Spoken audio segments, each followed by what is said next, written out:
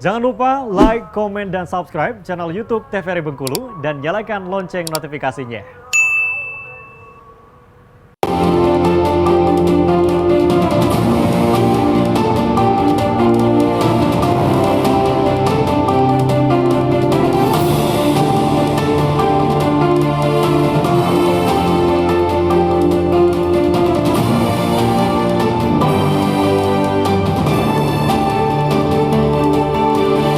Pemirsa, kembali lagi di Berendo, Ruang Seni dan Budaya. Tadi kita sempat membahas mengenai obat-obatan tradisional. Mungkin boleh lagi dijelaskan. Oke, jadi memang jauh sebelum kita mengenal ilmu medis modern seperti sekarang ya, nenek moyang kita juga sudah memiliki pengetahuan yang cukup cukup luar biasa berkenaan dengan ilmu pengobatan, di mana mereka memiliki pengetahuan tentang berbagai macam jenis tumbuhan yang dapat digunakan untuk mengobati atau menyembuhkan berbagai macam penyakit gitu kan. Nah, kita pernah misalnya melakukan pendataan itu, ternyata ada begitu banyak jenis akar-akaran yang itu airnya itu bisa digunakan untuk obat. Misalnya kalau ada akar serikan namanya, itu airnya itu banyak sekali, itu bisa diminum untuk menyembuhkan batuk misalnya kan. Itu bisa untuk orang tua atau bisa juga untuk anak-anak misalnya kan.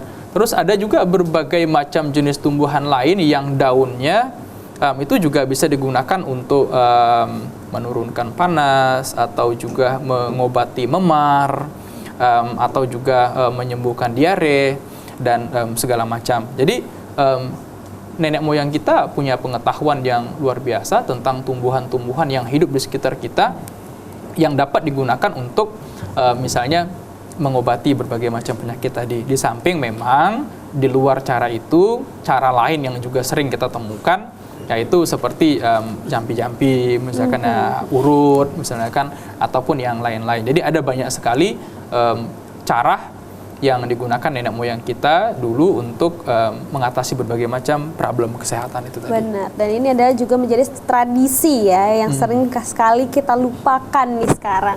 Karena hal-hal itu yang dulu nenek moyang kita lakukan terus-menerus gitu ya, turun-menurun, itulah menjadi sebuah tradisi. Nah, kalau ngomongin masalah komunitas nih, kembali lagi kita kepada komunitas, jumlah orang dari komunitas kalian itu berapa banyak sih, dan backgroundnya apa aja? Kenapa sih sampai bisa bersatu gitu ya? Pasti kan ada background yang berbeda-beda dan memiliki pandangan satu nih untuk menjadi sebuah komunitas. Mungkin boleh dijelaskan. Oke, terima kasih. Ada berbagai macam background nih dari setiap para pengurus anggota dari komunitas kita. Untuk pengurus inti itu ketiga-tiganya ya, itu memang akademisi. Tapi memang tim anggota kita ini ada yang dari jurnalis, ada yang dari seniman, ada yang dari fotografer juga ya, fotografi. Dan di sini karena kita punya satu misi, akhirnya sama-samalah mendirikan komunitas ini yang memang visinya untuk memajukan sejarah dan budaya Bengkulu. Selain itu mungkin ada juga yang penulisnya itu sastra sih. Dan ini kebanyakan anggotanya berasal dari, selain dari para seniman mandiri, juga ada dari mahasiswa ya, mahasiswa perguruan tinggi begitu. Dan kita sebenarnya di dalam keanggotaan juga mengutamakan agar mereka bisa belajar banyak dan siap nanti ke depannya untuk menghadapi masa depan di dunia kerja juga sebetulnya ya, gitu.